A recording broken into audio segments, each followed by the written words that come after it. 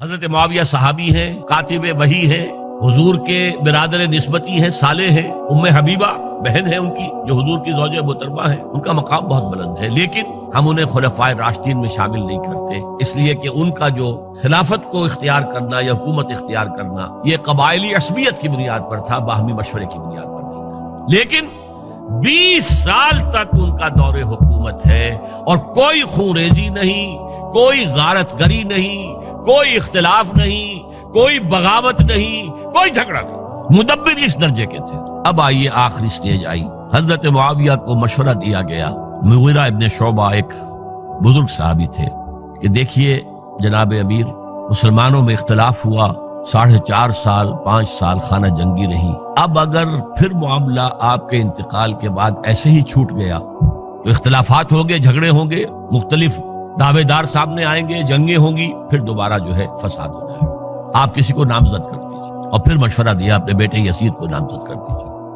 حضرت معاویہ ریلیکٹنٹ رہے، لیکن اس کے بعد انہوں نے مان لیا اور فیصلہ کر لیا۔ یہاں میں چاہتا ہوں کہ بات سمجھ لیں اچھی طرح، اس معاملے میں اگر آپ حضرت معاویہ کی نیت پر شک کریں گے تو مجھے آپ کے ایمان پر شک ہو جائے گا۔ نیت پر نہیں، غلطی ہو سکتی ہے، صحابی ہیں، نیت غلط نہیں تھی، نیت کیا تھی؟ اور میں سمجھتا ہوں 100% درست تھی کہ اب اتنا پانی گزر چکا ہے پل کے نیچے سے وقت کے دریا میں کہ بارے صحابہ سب رخصت ہو چکے، اب اکثریت 9 مسلموں کی ہے، عصبیتیں بھی ہیں، قبائلی عصبیتیں ختم تو نہیں ہوئی، لہذا جب تک کوئی قبائلی عصبیت پیچھے نہیں ہوگی حکومت کے، حکومت نہیں چل سکے گی۔ یہ ابن خلدون کا لفظ ہے، عصبیت، کوئی چیز جو جوڑے آپ کو۔ تو دینی عصبیت اب کمزور پڑ گئی ہے، اس لیے کہ حضور نے جن کو تربیت دی تھی وہ اب گئے، اکثر و بیشتر گئے۔ اب اگر ایسے ہی چھوڑ دیا گیا اور کوئی قبائلی عصبیت پشت پر نہ آئی تو پھر خانہ جنگی ہوگی، 5 سال تک ہوئی۔ اس بنا پر انہوں نے اسے صحیح سمجھا۔ آپ اختلاف کر سکتے ہیں، صحابہ کی رائے سے اختلاف ہو سکتا ہے، لیکن آپ ان کی نیت پر شک نہیں کر سکتے۔ بہرحال واقعہ کیا ہے تاریخی اعتبار سے کہ یہ 10ویں سال میں نامزد کر دیا یزید کو اپنے بعد خلیفہ کے لیے، ولی عہد۔ اس وقت تقریباً سب نے بات مان لی سوائے 5 افراد کے۔ وہ 5 افراد بہت اہم تھے، بہت اہم۔ ابو بکر اہم ترین آدمی تھے، ان کے بیٹے عبد الرحمن ابن ابو بکر۔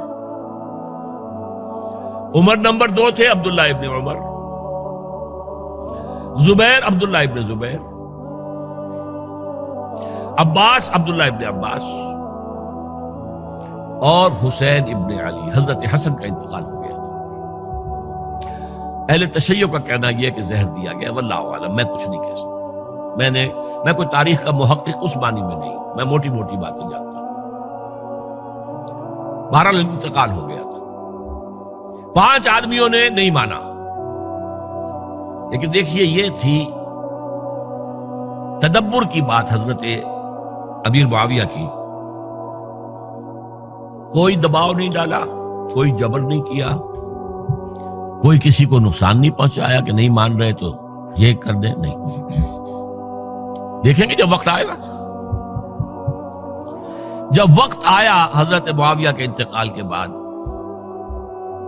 اب ایک صاحب جا چکے تھے، حضرت عبد الرحمن ابن ابی بکر فوت ہو چکے، اب 4 رہ گئے، 3 عبادلہ، عبداللہ ابن عمر، عبداللہ ابن عباس، عبداللہ ابن زبیر، ایک حسین ابن علی رضی اللہ تعالی عنہم اجمعین۔ جب بیعت ہو گئی یزید کی تو اب ان کے درمیان اختلاف ہوا۔ یہ بات اچھی طرح سمجھ لیجئے، تاریخی حقائق، موٹے حقائق کو چھوڑ کر باریکیوں میں جب پڑھتے ہیں تو معاملہ غلط ہو جاتا ہے۔ موٹے حقائق کو سمجھیے، جیسے کہتے ہیں میکرو اکنامکس اور مائکرو اکنامکس۔ میکرو ہسٹری جو ہے، 2 ایک طرف ہو گئے، 2 ایک طرف ہو گئے۔ عبداللہ ابن عباس کی رائے ہوئی کہ اگرچہ یہ غلط کام ہوا ہے، یہ قیصر و کسریٰ کی سنت پر عمل ہو رہا ہے، لیکن یہ ایسی بڑی بات نہیں ہے کہ خونریزی شروع کر دی جائے اور امن و امان ختم ہو جائے۔ یہی بات عبداللہ ابن عمر کی ہو گئی، یہ دو تو ایک یکجا ہو گئے. مصلحت کہہ لیں جو بھی سمجھے، لیکن نیت پر حملہ نہیں کر سکیں گے آپ. دیانتاً انہوں نے یہ سمجھا کہ اب جب کہ ہو گیا معاملہ تو ٹھیک ہے. حرام مطلق تو کہیں نہیں لکھا ہوا قرآن کے اندر کہ بیٹا نہیں ہو سکتا، کہیں نہیں لکھا ہوا.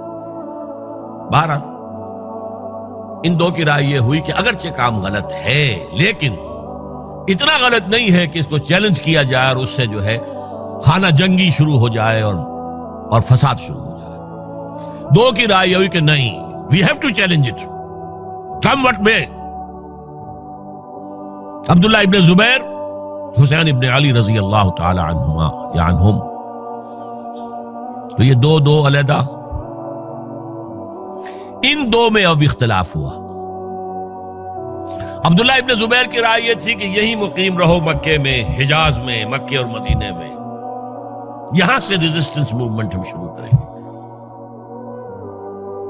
کیونکہ یزید کی خلافت تو دمشق میں تھی، بہت دور. حضرت حسین کو خطوط آ رہے تھے کوفے سے. کوفہ حضرت علی کا صدر مقام رہا تھا، اور جن سبائیوں نے فتنہ پیدا کیا تھا حضرت عثمان کے خلاف وہ بھی وہیں آباد تھے. انہوں نے خطوط کا تاتا باندھ دیا، آپ آئیے ہم آپ سے بیعت کریں گے اور کھڑے ہوں گے اور مقابلہ کریں گے اور اس یزید کی حکومت ختم کریں گے. ڈاک کے تھیلے بھرے ہوئے. حضرت حسین نے فیصلہ کیا کوفے جانے کا، بہت روکا. عبداللہ ابن عباس بہت ان سے بزرگ تھے عمر میں، اور ویسے بھی ایک اعتبار سے نانا تھے، ایک اعتبار سے پردادا تھے. حضرت عبداللہ ابن عباس حضور کے چچا زاد بھائی تھے تو نانا ہو گئے کہ نہیں؟ حضور نانا تھے کہ نہیں؟ اور حضور کے چچا تھے حضرت عباس، ان کے بیٹے ہیں. تو اس اعتبار سے حضرت علی رضی اللہ تعالیٰ عنہ کے کیا ہو گئے؟ چچا. بہرحال میں کچھ گڑبڑ کر رہا ہوں اس وقت. وہ دوڑتے جا رہے تھے کہ حسین خدا کے لیے مت جاؤ، خدا کے لیے مت جاؤ، یہ کوفی تمہارا ساتھ نہیں دیں گے. الکوفی لا یوفی، کوفی وفا نہیں کرتا وعدہ. اور خدا کے لیے اگر جانا ہے اپنے گھر والوں کو یہاں چھوڑ دو. بس حضرت حسین پر رضی اللہ تعالی عنہ جو ایک کیفیت تھی، انہوں نے سب باتوں کو نظر انداز کیا. وہاں ہزاروں لوگوں نے مسلم بن عقیل جو حضرت حسین کے نمائندے کی حیثیت سے پہلے گئے تھے، ان کے ہاتھوں پر بیعت کیا. وہ خطوط آ رہے تو اور بھی بات پختہ ہو گئی. ابھی راستے ہی میں تھے کہ پتہ چلا کہ ابن زیاد گورنر بن کر آیا ہے، اور اس نے جو وہاں پر تشدد کیا ہے اور ڈنڈا برسایا ہے، سب بیعت توڑ کے گھروں میں چھپ گئے. اور مسلم بن عقیل جو ہیں وہ بے یار و مددگار شہید بھی کر دیے گئے. حضرت حسین نے ارادہ کیا کہ واپس ہو جائے مدینے کی طرف. اب مسلم بن عقیل کے بیٹے جو ہیں، وہ عرب کی ایک غیرت ہے، ایک آنر جسے آج کل کہتے ہیں، ہم اپنے باپ کا بدلہ لیے بغیر نہیں جائیں گے. اور حضرت حسین کی شرافت اور مروت، یہ لوگ میرے ساتھ آئے تھے نا، میرا ساتھ دے رہے تھے، اب میں ان کا ساتھ کیسے چھوڑوں. بہرحال وہ حادثہ فاجعہ ہو کر رہا، اور اس میں سب سے بڑا سبب جو بنا ہے وہ میں چاہتا ہوں جس کی طرف کسی کی نگاہ نہیں گئی. افسوس یہ ہے کہ میرا اس پر جو کتاب چاہے سانحہ کربلا وہ آؤٹ آف پرنٹ تھا. کوشش تھی کہ آج یہاں وہ پیش کیا جاتا. مختصر ترین، لیکن آپ دیکھیں گے کہ کلیئر ہو جاتی ہے ہسٹری. دو کتابچے ہیں.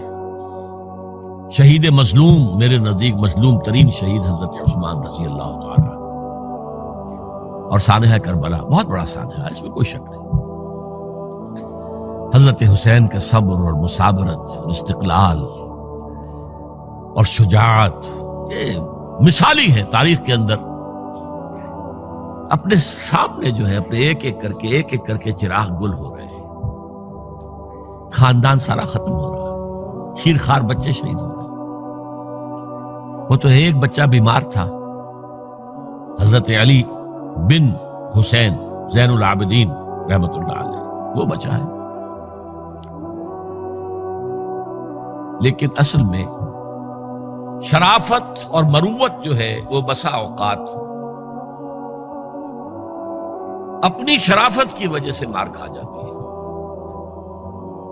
حضرت حسین سے میرے نزدیک یہ ایک اسٹریٹجک مسٹیک ہوئی کہ جب کوفیوں کا لشکر سامنے تھا تو وہاں کھڑے ہو کر ایک ایک کا نام لے گا، فلاں ابن فلاں کیا تم نے مجھے خط نہیں لکھا تھا؟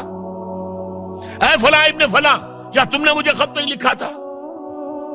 سب کے راز فاش کر رہے ہیں، اور دیکھو یہ میرے پاس یہ تھیلے بھرے ہوئے تمہارے خطوں کے موجود ہیں، تم نے مجھے بلایا اور میں آیا۔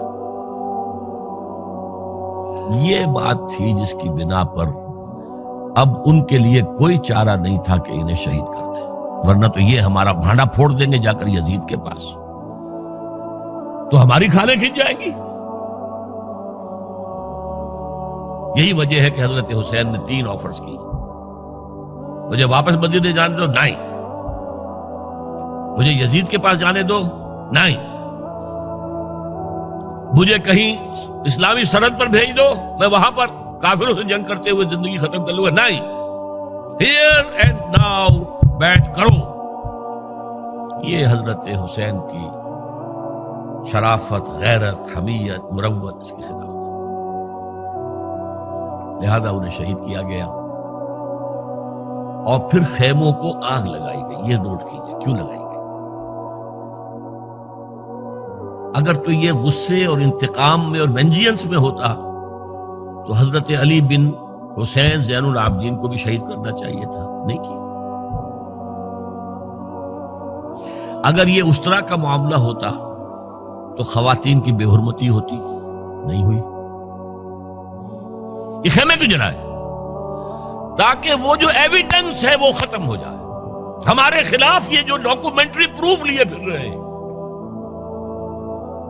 خیمے جلیں گے اور یہ تھیلے بھی جل جائیں گے اور یہ خود بھی جل جائیں گے اور ہم بچ جائیں گے۔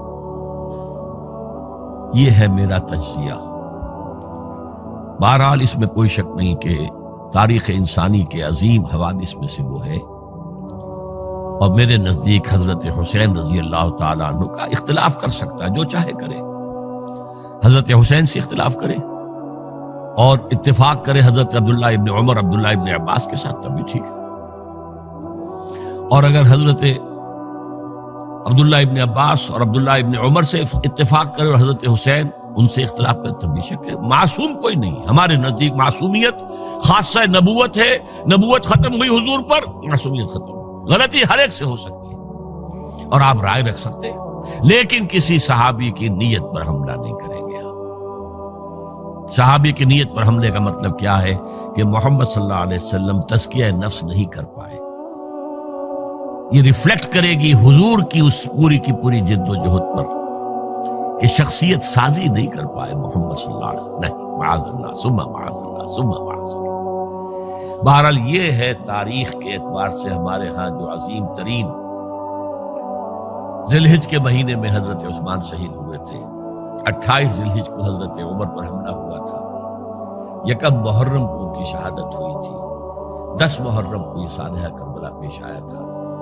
یہ ہماری اس ابتدائی تاریخ کے اہم لینڈ مارکس سے جنہیں ہم شہادت کے نام سے جانتے ہیں، لیکن میں اب پھر دوبارہ کہوں گا کہ یہ اللہ کی راہ میں قتل ہوئے ہیں۔ وَلَا تَقُولُوا لِمَنْ يُقْتَلُ فِي سَبِيلِ اللَّهِ أَمْوَاتٌ بَلْ أَحْيَاءٌ وَلَكِنْ لَا تَشْعُرُونَ وَلَا تَحْسَبَنَّ الَّذِينَ قُتِلُوا فِي سَبِيلِ اللَّهِ أَمْوَاتًا بَلْ أَحْيَاءٌ عِندَ رَبِّهِمْ يُرْزَقُونَ۔ لیکن وہ شہادت علی الناس کی ذمہ داری جو مجھ پر اور آپ پر ہے، حضرت حسین کو یاد کر لیں، حضرت عثمان کو یاد کر لیں، ان کے لیے کوئی رنج اور غم کا اظہار کر لیں، اس سے کچھ حاصل نہیں ہے۔ حاصل تو یہ ہے کہ شہادت علی الناس کی تیاری کیجئے، اپنی ذاتی زندگی میں آج سے گواہی دیجئے اللہ کے بندے ہونے کی، اپنے عمل میں، اپنے قول میں، اور کوشش کیجئے کہ مل جل کر اس ملک کے اندر وہ نظام برپا کریں کہ جو شہادت علی الناس دین حق کے ایک کامل نمونے کے طور پر دنیا پر حجت قائم کر دے کہ دیکھ لو اپنی آنکھوں سے، یہ ہے وہ دین حق جو محمد لے کر آئے تھے۔ اللہ تعالیٰ مجھے اور آپ کو اس کی توفیق عطا فرمائے۔ باقی یہ کہ یہ کیسے ہوگا، اس پر تو میری کتابیں پہلے بھی تقاریر میں کر چکا ہوں، وہ منہج انقلاب نبوی وغیرہ وہ ہے، ان کا مطالعہ کیجیے۔ بارک اللہ لی ولکم فی القرآن العظیم ونفعنی وإیاکم بالآیات والذکر الحکیم۔